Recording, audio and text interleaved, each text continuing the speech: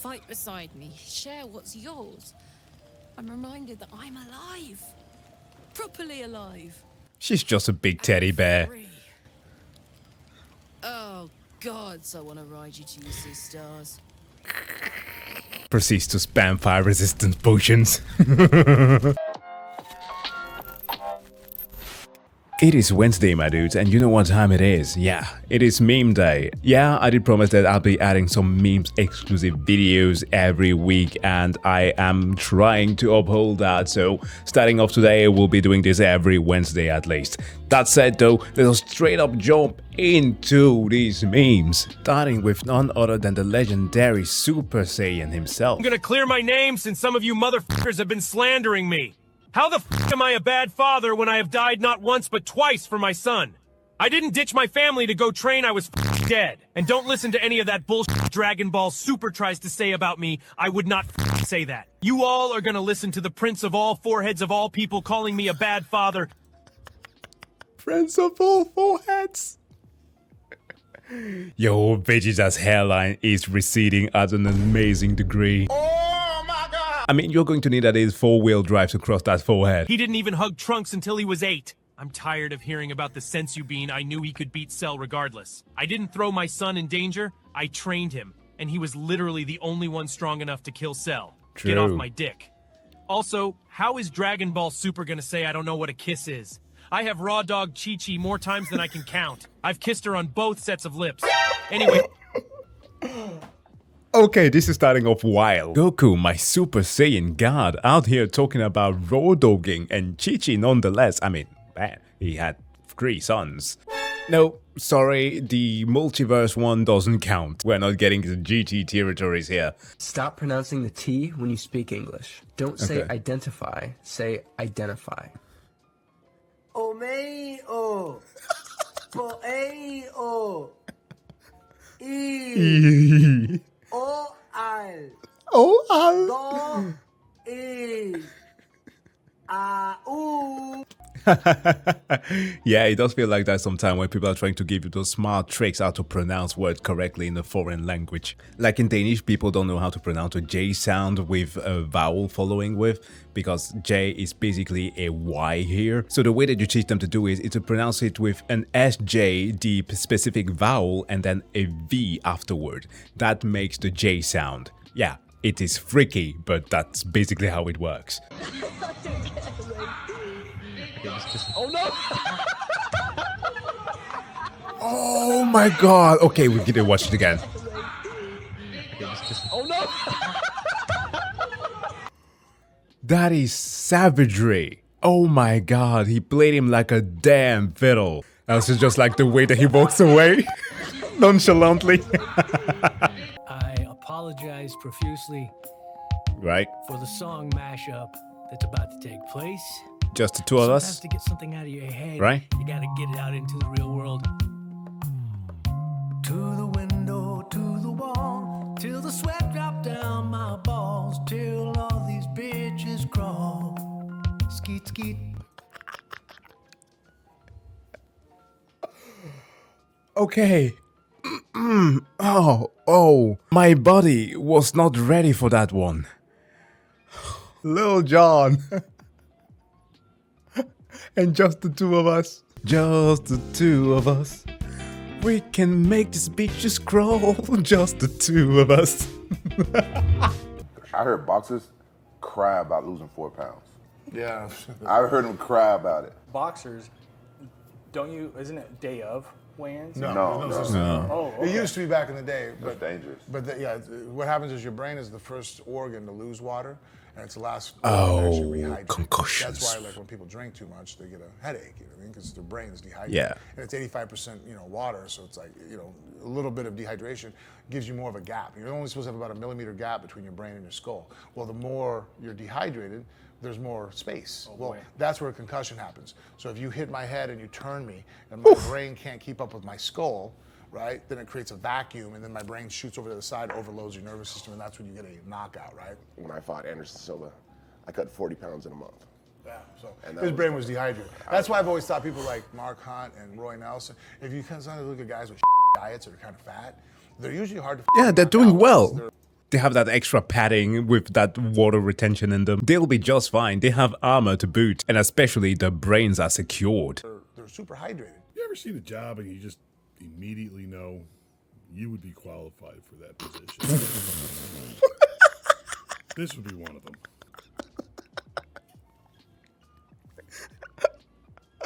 Oh, I didn't see them titties in the background to begin with. I was thinking that's a strange ass funnel. But no, them worst titties. Great job. Do they take applications? There you go. A Halo female Spartan takedown animation. Right. Oh! That's a whole lot of culture back there.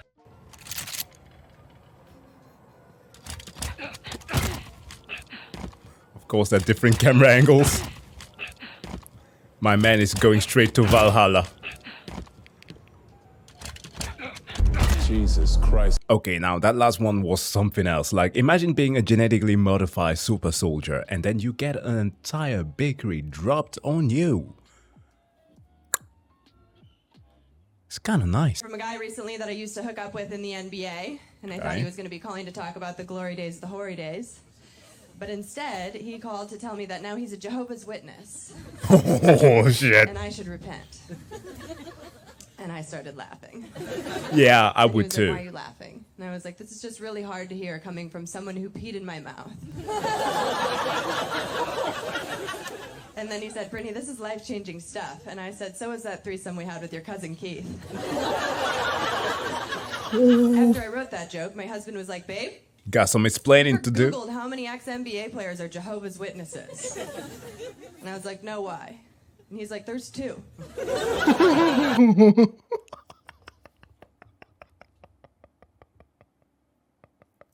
Yeah, that's an oddly specific situation that you decided to pick there in your joke. When you guys go home tonight and do that Google search, just know. He was the light-skinned one. You can see here, my fuel cap is leaking. Right? You can't have a leaking fuel cap. That'll put you out of service. And depending on what kind of job you're on, like if you're on a pipeline job, No. fuel system, a fuel cap, they will kick your truck right off the job. See here, my fuel cap is... Brother, I think there's more than just the fuel cap. There's something with the tire, the wagon that you have with you, and a whole ass truck in the ravine. Dude, what the fuck did you do? Out here talking about the dripping fuel and shit. When the whole damn thing is gone. Oh, what is this from?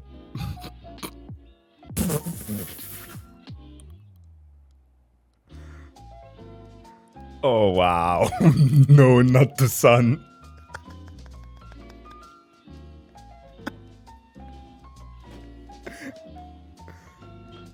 Is this one of those scenarios from old Chinese movies that you just never get to see ever made again? They're just that special and unique. My man could be a Danish scientist and die of an exploded bladder. Well, way too obscure for reference to make. Some people will not get it. Unless you watch some of my old videos on scientists, you might understand that. Okay, just a daily day in the day life in the kitchen.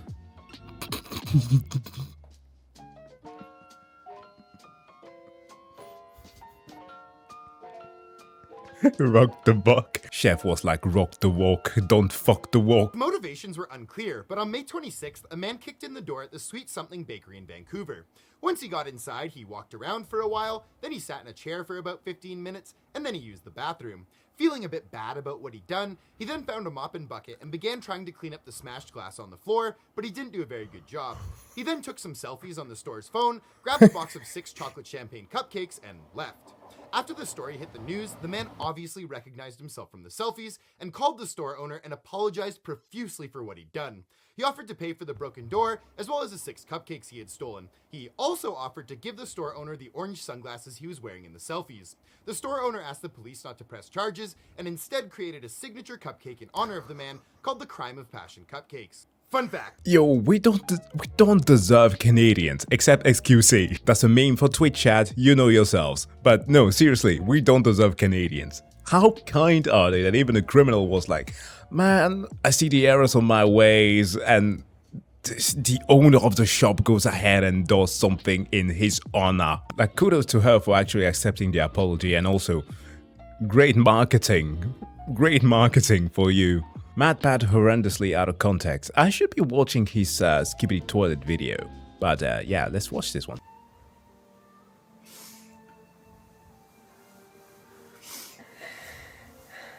Be some tasty popcorn. Yeah, I'm gonna need the context for that one because that was way too weird. Did you know that Kim Jong-il was such a big fan of basketball that he actually changed the rules of the sport? In 2006, he wanted to add some new rules to the sport to make the game even more exciting in his country. The official basketball rules of North Korea is a slam dunk is now worth 3 points instead of 2. A missed free throw actually subtracts a point from your team. A 3-point throw is worth 4 points if it makes a swish and doesn't touch the rim. And any basket made in the last 3 seconds of the game is now worth 8 points. I'd like to see an NBA game played with North Korean rules. Goddamn, old man went from Kim Jong-il to Kim Jong-illa. Changing up the rules of basket. Yeah, that's what you get to do when you're a dictator. Oh man, I would have liked to see that being portrayed in that Seth Rogen and James Franco movie, The Interview. Yeah, well, instead we got a tank, right, with him singing Taylor Swift's, oh my god, Fireworks. Yeah, that was the song. It was pretty funny. It was a pretty funny movie. Don't Disturb the Italians.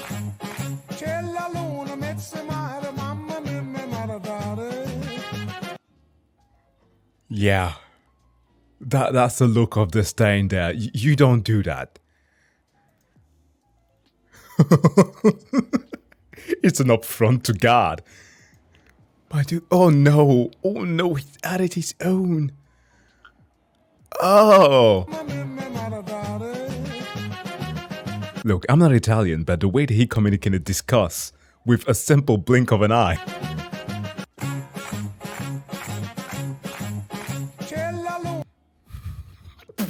And the dude!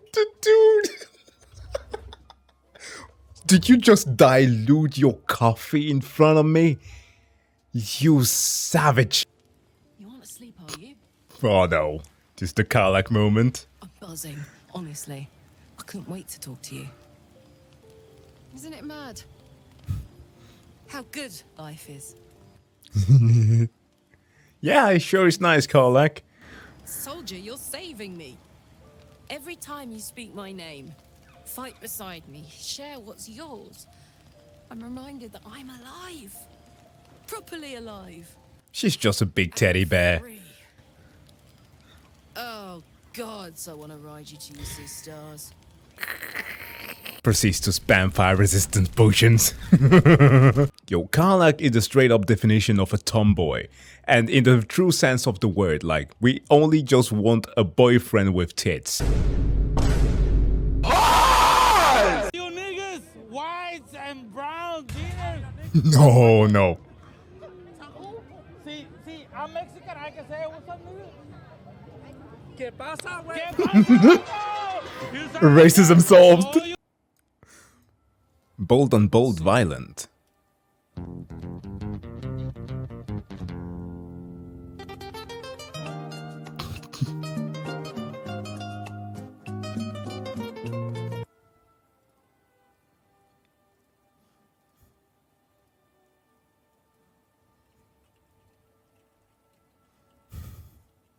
Oh, come on. Come on, dude. Oh.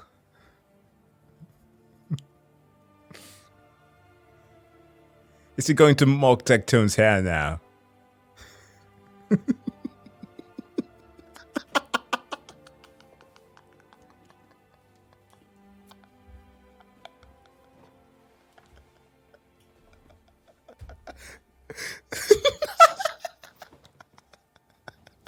It is what it is.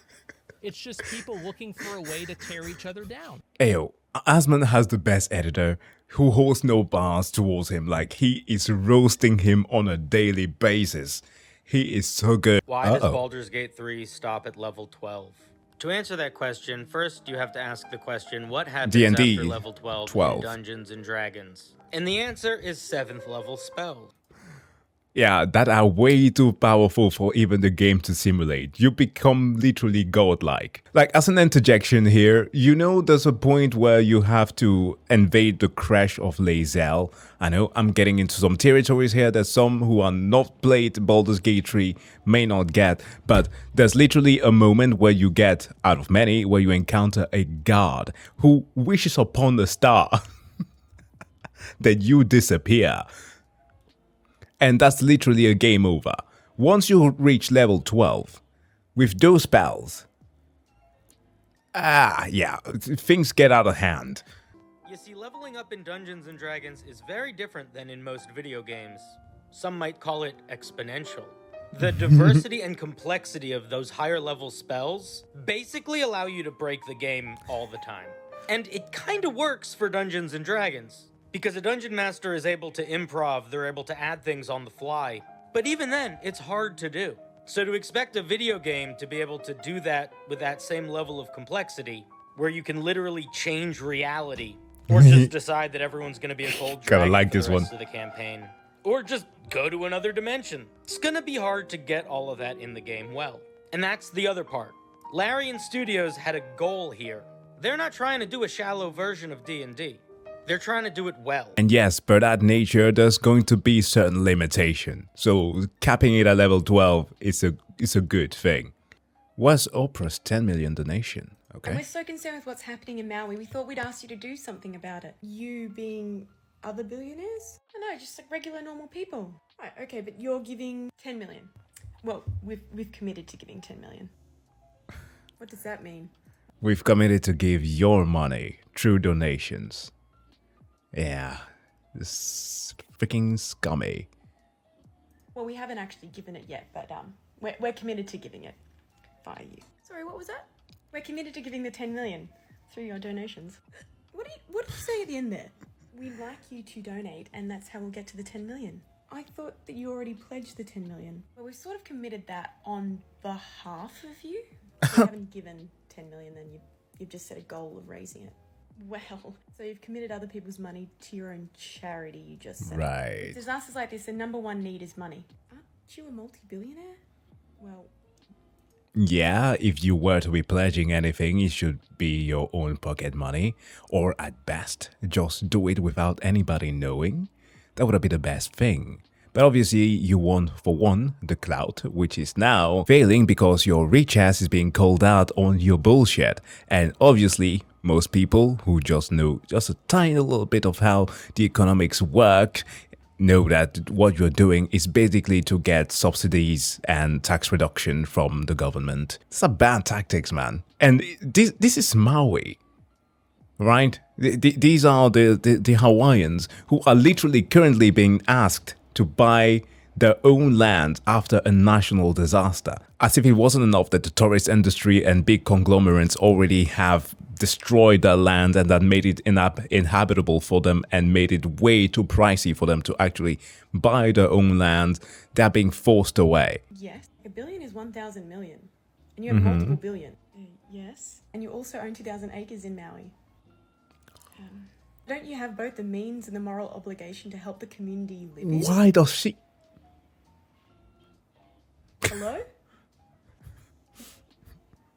Yeah, Oprah? that's what they do when they're being called out. Guys, I think she's Mitch McConnell. That was good. With a username Young Daenerys, god damn. She actually kind of does look like a Emily Clark lookalike. Anyways, guys, thank you so much for checking out this video. As always, if you want to check out some more fun content, there's always a lot of it on the channel, but main specific stuff are going to be uploaded every Wednesday. That said though, thanks for watching, stay awesome, stay chill, and see you guys in the next video. Bye.